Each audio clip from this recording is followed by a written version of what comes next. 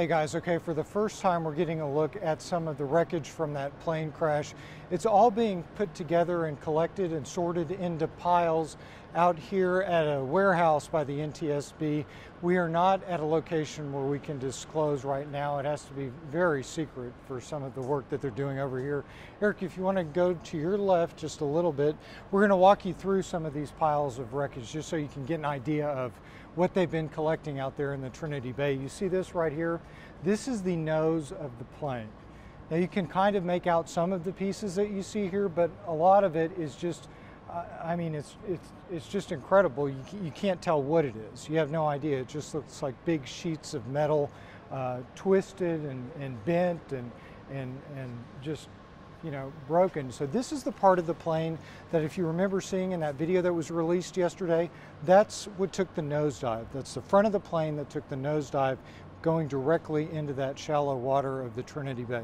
So if we move over this way just a little bit, you'll see all these big white bags. Now these bags are filled with debris and wreckage from the plane that cannot be identified by the NTSB. They're still trying to figure out what some of this stuff is, but like you just saw in that first pile, these over here, I mean, they have no idea. All this stuff, it says sifted parts on the bags, so this has been sifted from the mud. Now what the sheriff told us earlier is that a lot of this stuff was already above ground. If you remember the story, the plane went down into shallow water, into that really muddy, murky marsh landscape out there in the Trinity Bay. And so much of that plane is still in the mud. The sheriff told us that about half of the plane is still left out there. So all the stuff that we're getting to see today is stuff that they could see. I mean, they were out there, like we took you out in those airboats. They're out there trying to collect some of this stuff. Well, this is where they're bringing it. And we can walk a little bit further down this way. You'll see a couple of other people in here today. This is the first time that any of us reporters have been able to get anywhere close to any of this wreckage. So it's really pretty incredible. Right here, this is one of the identifiable pieces of that Amazon cargo plane. So this is a door. This is an exit door. Can you see that, Eric? You see the little window and the exit sign? The NTSB agent told me that this is one of the few pieces here that you can kind of figure out. And you can see they're marking everything. See how it says right there, L1 door? That's it's just one of those parts. So we're going to walk down this way a little bit.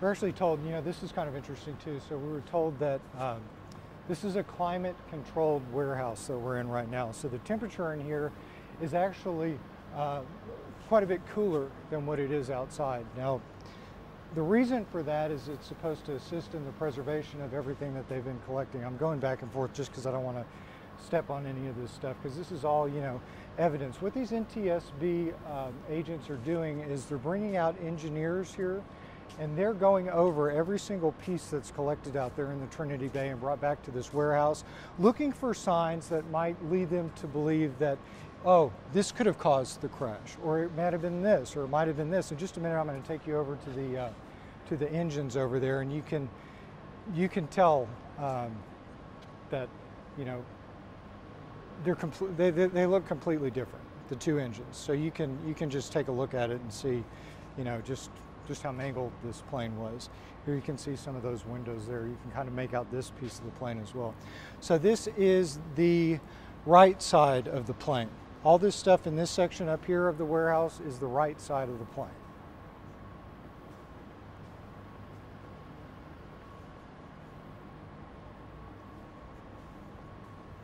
The NTSB says that they're not actually trying to collect these parts and reconstruct the plane like if it was a model or something. They're just taking all the pieces and putting them in different parts of the warehouse floor, just so that they can kind of logically go through everything. But they said it's very rare for them to take all the pieces and try to reassemble a plane. They just don't really do that. So what you're looking at here is the tail of the plane. All these parts, this is all part of the tail of the plane.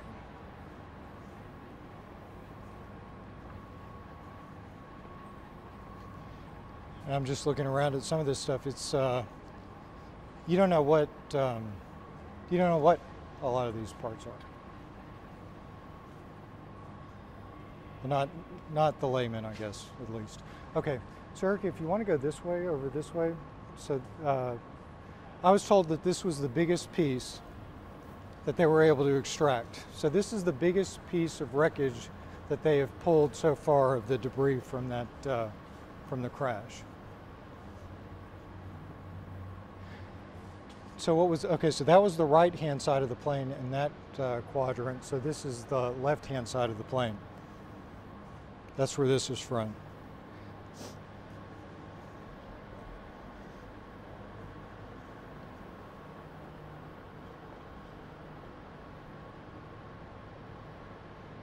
Again, this is the largest piece of the plane that they've been able to take out of the water. It was still intact.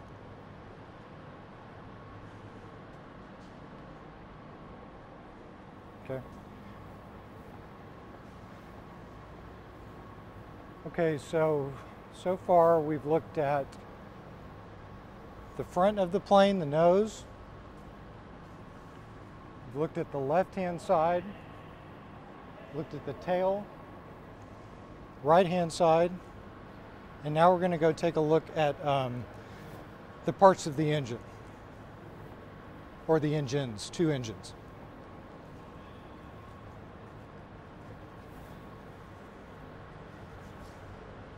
Okay, so here are the two engines.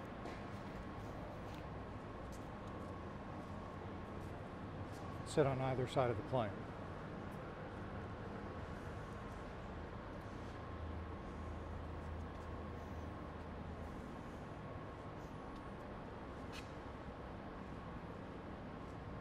You can see this is just absolutely, I mean, mangled.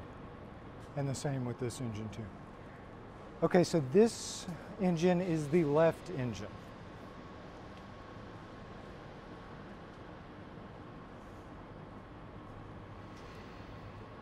And over here, this is the right engine. So think about it like this. So if I'm the pilot and I'm in the cockpit and I'm standing right here like this is the right, this is the left. You can see how different they look. They were apparently found, what did he say, Eric, 300 yards apart from each other? I mean, so something happened. Whether it happened on impact, the sheriff, brought it up again today. He said, it doesn't appear from the video from his jail that anything happened with these engines right before it crashed. So, was it the engines? We don't know.